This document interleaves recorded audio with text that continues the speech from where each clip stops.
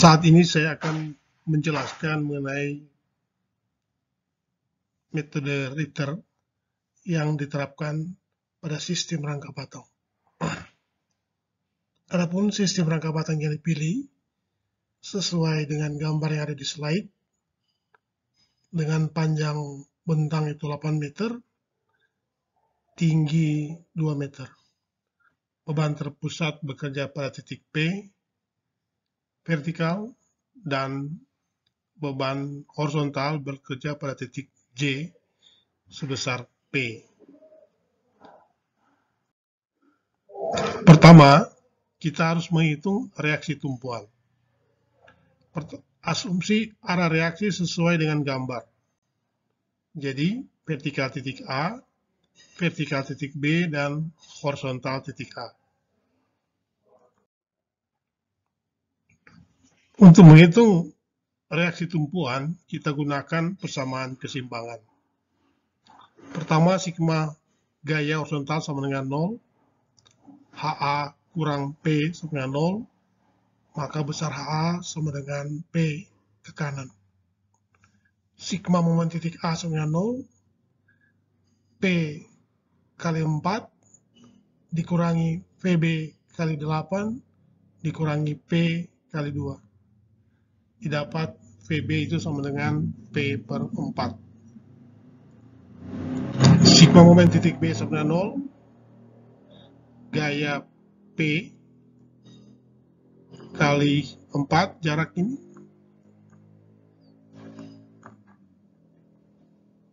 kemudian ada PA kali jarak terhadap titik B itu 8, 2, 4, 6, 8.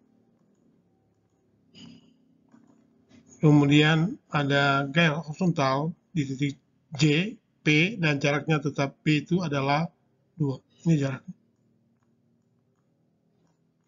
Kalau kita selesaikan akan dapat nilai VA sama dengan 3P per 4. Selanjutnya kontrol gaya-gaya dalam arah vertikal. VA tambah VB kurang P sama dengan 0. Kalau kita selesaikan, maka VB itu P per 4, VA 3 per 4, kalau jumlahkan sama dengan P. Dikurangi dengan gaya vertikal sama dengan P, sama dengan 0. Berarti perhitungan kita sudah benar.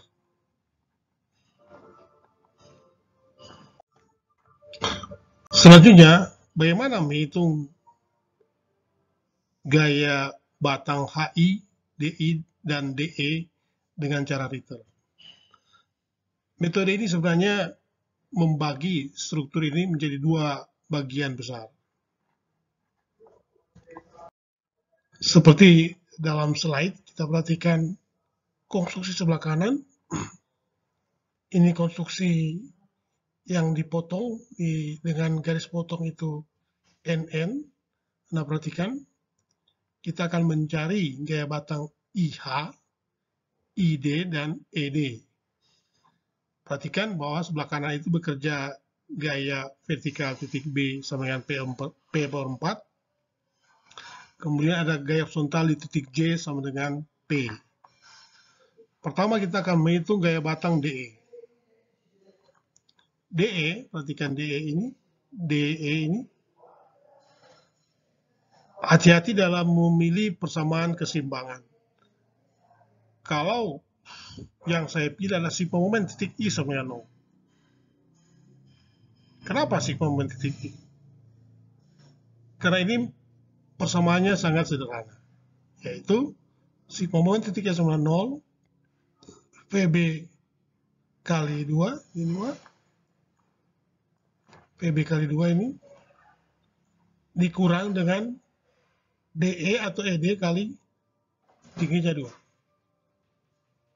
Yang satu berlawan arah jarum jam, yang satu searah jarum jam. Jadi salah satu sama dengan minus, ya. Kalau kita selahkan DE sama dengan VB itu P per 4 kali 2 kurang DE kali 2 sama 0. Ini 2 itu yang dihapus saja. Ini akan dapat DE sama dengan P per 4. Arahnya itu sesuai dengan arah pemisalan. Karena dia meninggalkan titik E, maka ini adalah batang tarik. Langkah yang sama berlaku untuk sigma momen titik D. Untuk mencari berapa gaya HI atau IH. Kalau kita selesaikan, maka sigma momen titik D, sini titik D, perhatikan semua gaya yang memiliki jarak terhadap titik D. Ini VB kali 4,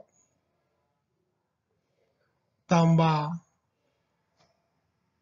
HI, ini, kali 2, tambah P kali 2.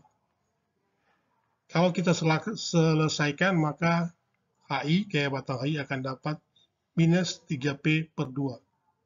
Kalau minus berarti arah pemisalan dari HI itu salah, harusnya tekan.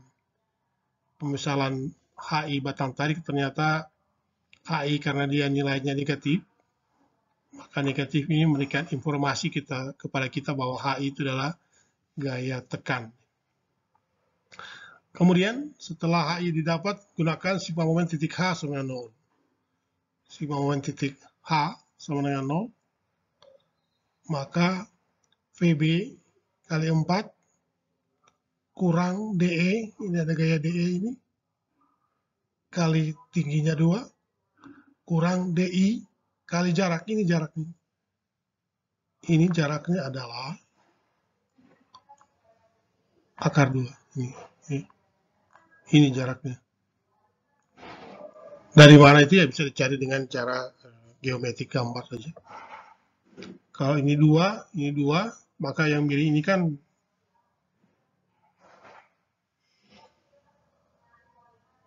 akar 2 kuadrat tambah 2 kuadrat, akar 8. Akar 8 itu kan 2 akar 2. Setengahnya akar 2. Ya. Kalau kita selesaikan, maka nilai D akan dapat P akar 2 dibagi 4. Saya kira ini cuma persamaan matematika biasa, Anda bisa lakukan, bisa memeriksa kembali perhitungannya. Kemudian, kalau yang ini saya memotong dan melakukan analisa rangka batang yang sebelah kanan. Bisa juga dilakukan perhitungan untuk rangka batang yang sebelah kiri. Ini bagian sebelah kiri. Kalau sebelah kiri di samping vertikal titik A, ada gaya horizontal titik A dan ada beban P. Ya, Anda perhatikan. Jadi ada 3 buah gaya yang Anda harus perhatikan. Pertama, sigma momen titik D. Ini.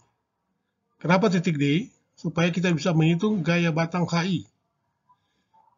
Maka sigma momen titik D sama dengan 0, VA kali 4, ini. Sebenarnya ada juga HA, tapi karena dia memiliki jarak 0 terhadap titik D, jadi tidak memberikan kontribusi terhadap titik D.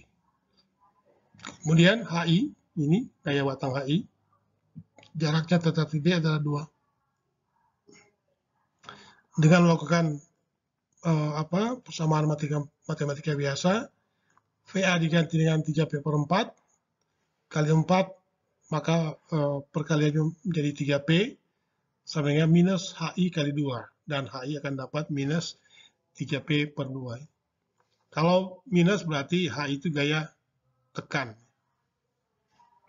Lakukan hal yang sama untuk sigma momen titik I, sama dengan 0, titik I ini, perhatikan titik I, gaya batang DI dan HI itu gaya batangnya terhadap titik I, jaraknya itu 0. Itulah alasan kenapa dipilih sigma momen titik I. Sebenarnya kita boleh juga memilih sigma momen titik yang lain, tapi pilihan kita harus menemukan persamaan yang sederhana.